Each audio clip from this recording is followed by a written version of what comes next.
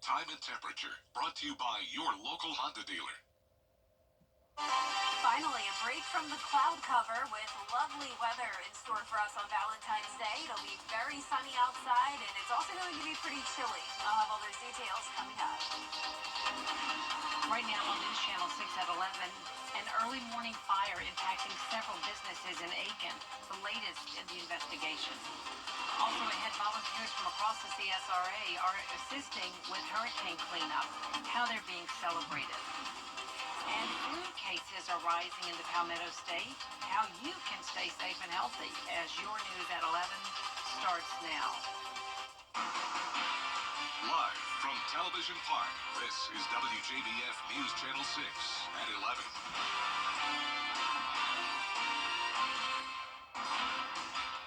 Good evening, everyone. I'm Jenny Montgomery. Thank you so much for joining us.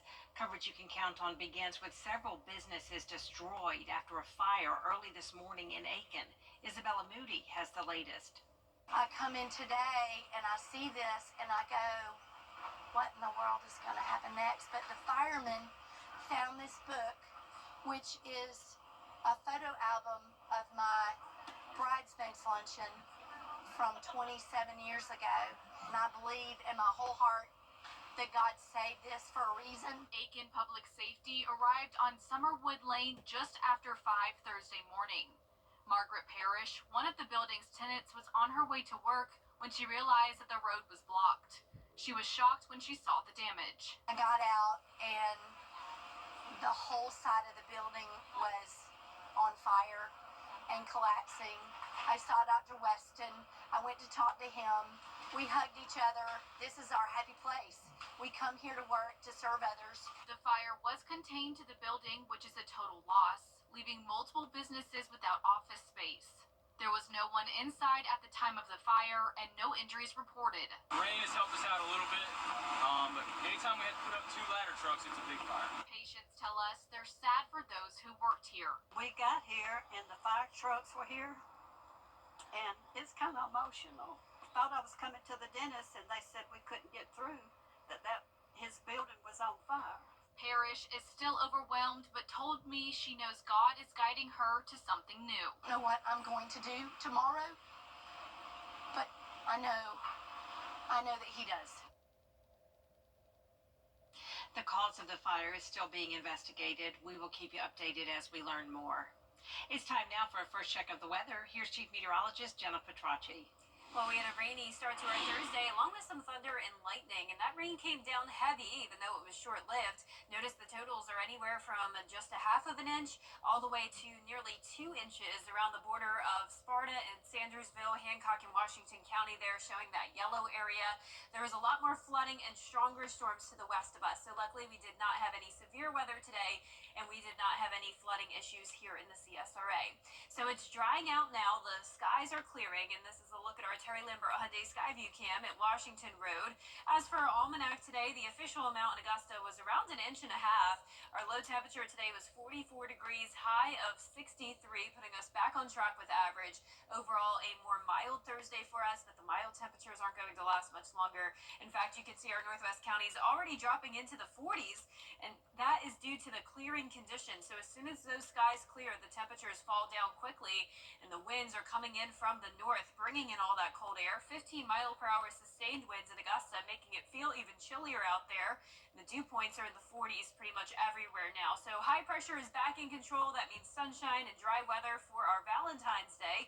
Check out this forecast. Completely sunny throughout the day, but it's going to be cold. We're actually just a couple degrees above the freezing mark at 7 a.m., and then we're only climbing into the upper 50s in the afternoon. Now, as we look ahead here, after the lovely day on Friday, we're quickly back to cloud cover and scattered showers on Saturday, then some storms possible Sunday morning, and it's definitely going to be very windy. I'll have more details on that coming up shortly, but back to you, Jenny. All right, we do appreciate it, Jenna. Debris cleanup in Augusta. People impacted by the storm can meet one-on-one with a FEMA representative. A group of volunteers from all over the country is assisting with Hurricane Helene cleanup. News Channel 6's Hannah McDonald tells us more about this group and the special way they were celebrated. Team Rubicon consists of former military members. In January, Alan Odom, who owns Pond Maintenance of Augusta, began hosting weekly dinners for these volunteers. Thursday night's dinner was sponsored by Coastal Waste. As local restaurants are learning about these dinners, some are stepping up to donate food. But this week was a bit different. Volunteers received surprise Valentine's Day goodie bags from local residents showing their appreciation. Odom says it's an honor to be able to feed the volunteers and wants everyone to feel welcomed.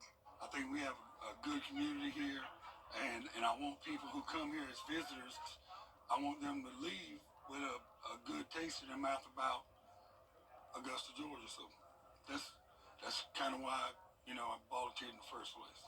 Colleen Martinez has volunteered with Team Rubicon for 4 years now. She says she was awestruck at the devastation from Helene here in the CSRA. As we drive through the neighborhoods, there are the families that we're helping, and then we're just going, can we help them? Can we help them? Can we help them? Because it's like there's so many. Jeffrey Marshburn is the incident commander for the operation here in Richmond County. He says the volunteers make many sacrifices and their work does not go unnoticed by the people in our community. People are leaving their families and they're leaving their jobs and they're taking time off of work and everything else to come down here. You give up something to help people with that knowledge that, like, hey, it's going to hurt a little bit, but the hurt is worth the good work that we do at the end of the day. The team has been here for a total of 131 days and does not plan on leaving anytime soon. In Augusta, Hannah McDonald, WJBF News Channel 6. New data from the South Carolina Department of Public Health shows an increase in flu-related deaths. In the current flu season, DHEC says there have been more than 5,400 flu-related hospitalizations and more than 100 flu-related deaths in the state. Doctors say getting the flu shot may help save your life. Getting a flu shot can be helpful, so they're still available. If your child or yourself have not gotten a flu shot, please go out and get one. It might not 100% protect you from getting the flu, but what it can do for you is keep you out of the hospital and keep you from dying. Doctors say in most cases, Tylenol or Motrin should help keep fevers low, but those with pre-existing health conditions should seek medical attention. In an effort to help South Carolina address upcoming energy demands, a bill is gaining big support from lawmakers. Caroline Yaffa has been covering the energy bill. Today, the South Carolina House of Representatives voted on a bill that could bring a more sustainable energy source to the state. The bill would authorize utility companies Dominion Energy and Santee Cooper to work together to get natural gas into South Carolina. Representative Gil Gatch says it's important to have a cost-effective solution that can maintain energy needs for future generations. He says building a gas plant near Charleston will help. Although this bill was passed by a majority vote, Representative Heather Bauer was one of the few representatives to vote against it. She says this bill is off to a good start, but she wasn't ready to vote yes. I couldn't support it quite yet.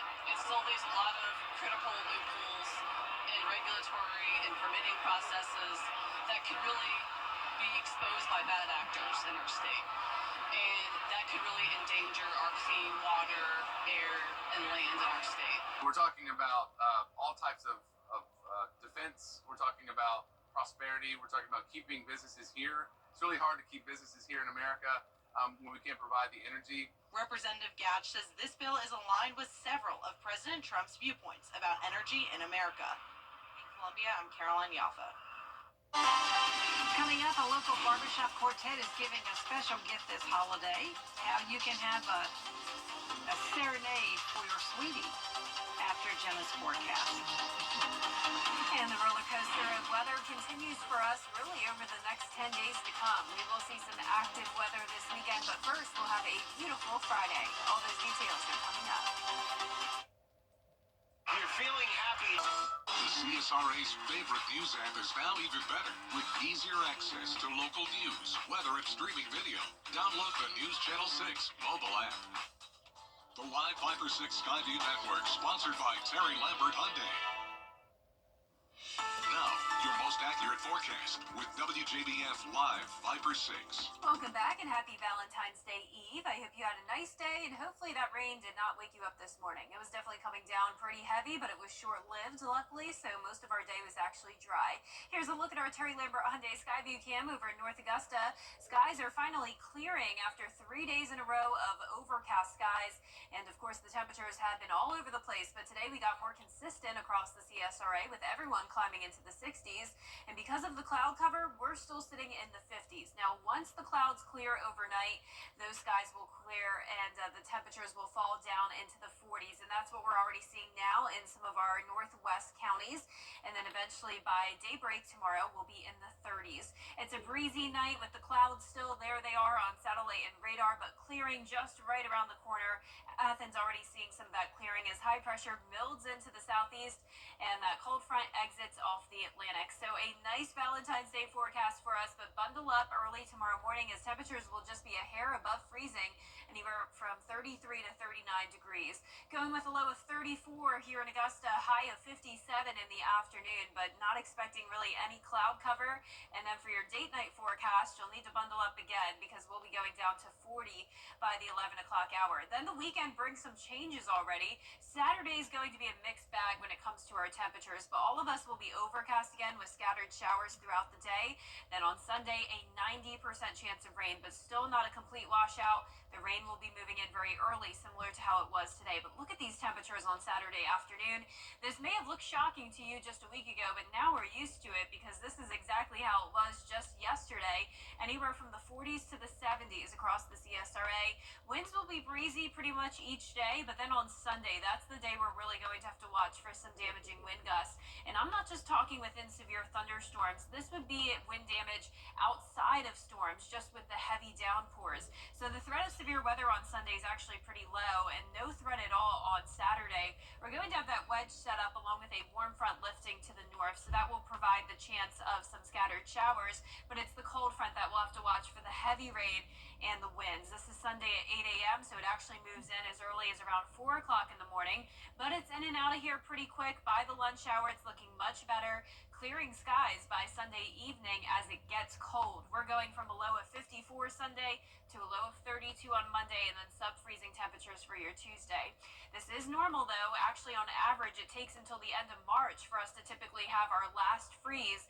It's just been so abnormally warm to start the month of February that we started to feel like spring, but now we're back to below average temperatures for the next several days, and you can see that here on the 10-day forecast. We're going to have some periods of sunshine at times and then rain again at other times, including the middle of next week, and you can see the temperatures are going to stay pretty chilly. Highs in the 50s, lows in the 30s, maybe even some upper 20s. Oh my gosh. Too All right. cold. Thanks, Jenna.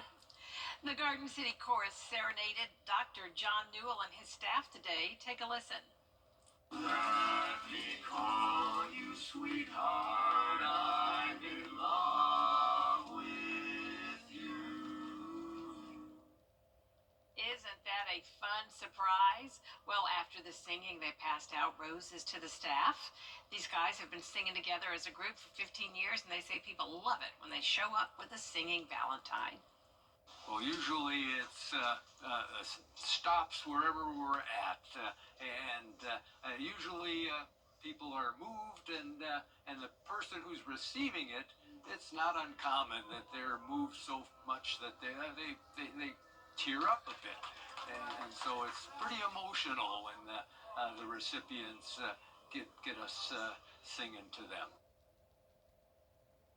If you're looking for something special for your Valentine, it may be too late for this year, but you can find out more about the Garden City Chorus on our website, WJBF.com. Still ahead, more confirmation hearings and swearings in today in Washington. We've got the details for you coming up after the break.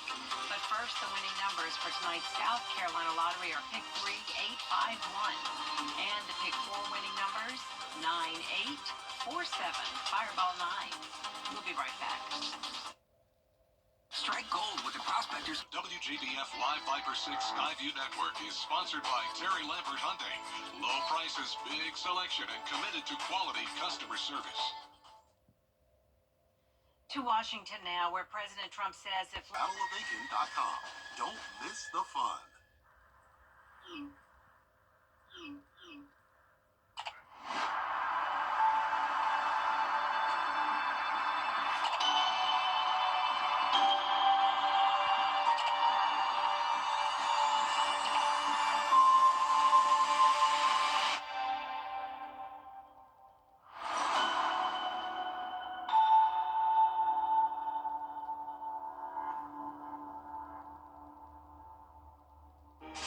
WJBF News. Now, WJBF sports coverage you can count on. An uncharacteristically busy Thursday night on the basketball court. We've got high school region tournament stuff. We've got women's college hoops heavyweights duking it out. So let's get to it. We're out in Thompson for the girls region 4AA tournament between Josie and Butler. Now, if you remember, last year Butler upset the Eagles for a region crown. Josie looking for redemption. And here you're going to see Kiesia Henderson feeding Shania Sanders down low. 3-point play the hard way. But Butler answers back. Nia Curry, she's going to get the bucket in the paint. Butler leads 15-14 after the first quarter. Now, check out this play. Josie's carrying through and grabs the steal, sprints down the court. She flicks the right stick on her PlayStation controller, crossover, spin move basket. Josie would lead by as many as 17 before Butler cuts it back to 4 late in the fourth quarter. Josie holds on, though, wins at 66-58. They move on to the region title game against tourney host Thompson on Friday. Shifting the boys' action, and Burke County and Laney trying to advance to Friday's championship game. Laney up 28-25 at halftime. We pick it up in the second half. DeJuan Simmons Jr. feeds Carmelo Stevens. He's in the paint for the easy score. Laney now trying to extend its lead. The ball gets batted around a bit into Brandon Robinson's hands. He drains the mid-range bucket here. Burke County, though, they're going to try to keep it close. But the Wildcats do pull away, and they win this one 63-49. They'll move on to play Butler in Friday's championship game. Let's get to the college game now, where South Carolina had a few days to lick its wounds after Sunday's loss to Texas. Fourth-ranked Lady Gamecocks welcome a struggling Florida bunch to Colonial Life Arena. No signs of Longhorn hangover whatsoever tonight. In fact, this one got ugly quickly. SC out to a 36-15 first quarter lead behind the scoring of Joyce Edwards, who came off the bench with a game-high 28 points. She was joined by 3 other Carolina players who reached double figures, including Tahina Powell with 14 and Malaysia Fawiley with 13. It was 62-32 at the break, and Staley's bunch never flinched in this one. Gamecocks cracked the century mark, and they pulverized Florida 101-63. Up next, Gino, Ariema, and UConn roll into town on Sunday. The South Carolina baseball team ready to open the season at Founders Park with a 3-game series against Sacred Heart, making it the first ever meeting between the two teams. The 133rd season of Gamecock baseball kicks off with first-year head coach and former LSU skipper Paul Maneri. He's the 31st head coach in program history, starting his 40th overall season as head coach. He heads into this season opener as the longest active win streak with 1,505 wins total. South Carolina is 91-41 all-time in season openers, winning the last 5. Two-time national champion and former athletic director Ray Tanner will be honored in a pregame ceremony at 1:30 Saturday, February 15th. It's a great honor, and I'm humbled, but it's not about me. I'm just the guy that was driving the bus at a good time. You go back in history, I knew what Bobby Richardson did here. I knew what June Raines did here. And I was able to capitalize on the foundation that they laid, and they were in a position to win national championships. And the home opener is set for Friday, February 14th at 4 p.m. Well, everything else you need to know with our brand new show, 6 Sports Saturday. Gianna Cephalou and I will get you ready for the weekend ahead and take you behind the scenes to meet the people who make the big moments in the CSRA sports scene happen. The second episode of 6 Sports Saturday starts at 9:30 a.m. right after Good Morning Augusta. That's it for sports. We'll be back after this. News. That is our program now. Thank you for watching. Good Morning Augusta will be here at 4:30 with Marion Barkley. Have a great night.